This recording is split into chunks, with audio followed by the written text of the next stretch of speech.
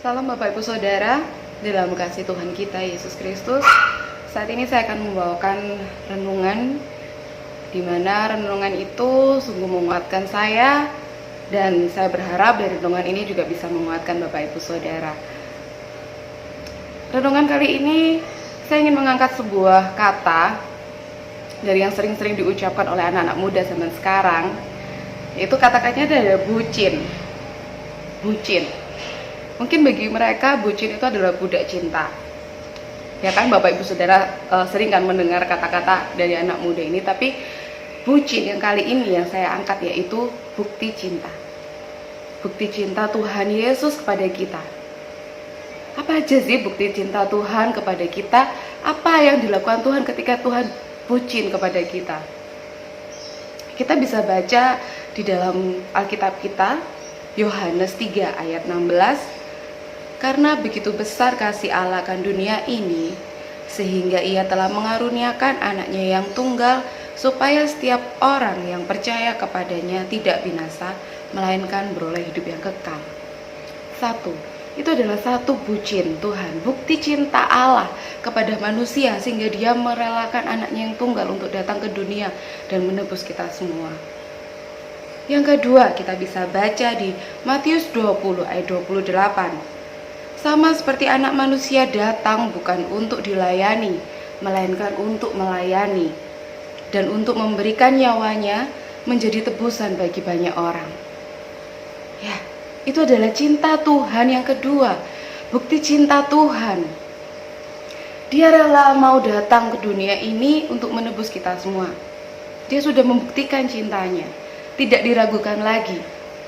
Tetapi ketika dia sudah mati, ketika dia bangkit dan dia naik ke surga, tidak cukup itu saja bukti cinta Tuhan, saudara.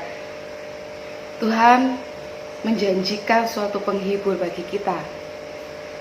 Karena Tuhan tahu kita tidak bisa hidup, kita tidak bisa bertahan tanpa adanya Roh Kudus. Ya, bukti cinta Tuhan adalah Dia mendatangkan Roh Kudus bagi kita. Kita bisa baca di Yohanes 14 ayat 26. Tetapi penghibur, yaitu Roh Kudus yang akan diutus oleh Bapa dalam namaku, Dialah yang akan mengajar segala sesuatu kepadamu dan akan mengingatkan kamu akan semua yang telah kukatakan kepadamu. Roh Kudus selalu ada dalam hidup kita ketika kita menerima Tuhan Yesus sebagai Tuhan dan Juru Selamat kita.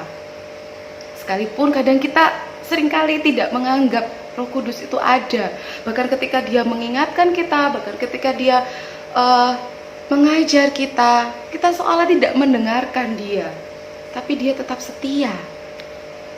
Dia selalu mengingatkan kita, Dia selalu berkata-kata ketika kita akan membuat kesalahan. Dia selalu mengingatkan kita, Dia selalu mengajarkan jalan kebenaran bagi kita. Dia tetap setia. Itulah bukti cinta Tuhan kepada kita.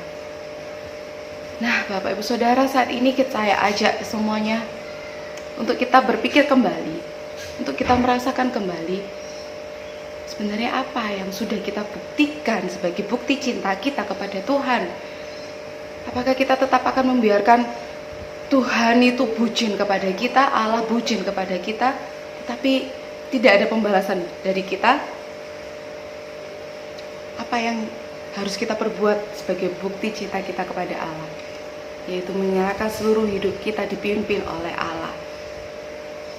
Biarkan Dia menguasai hidup kita sehingga kita bisa melakukan semua kehendak-Nya. Biarlah semua yang menjadi rencananya terjadi dalam hidup kita. Kita mau berserah, kita mau pasrah kepada Tuhan sebagai bukti cinta kita kepada Tuhan. Muliakan Dia, tinggikan nama Dia, dan berilah Dia pengagungan dari setiap tindakan yang kita lakukan sebagai bukti bahwa kita anak-anak Allah. Mari Bapak Ibu Saudara, kita membuktikan cinta kita kepada Tuhan Yesus Kristus. Semangat di dalam Tuhan, Tuhan Yesus memberkati.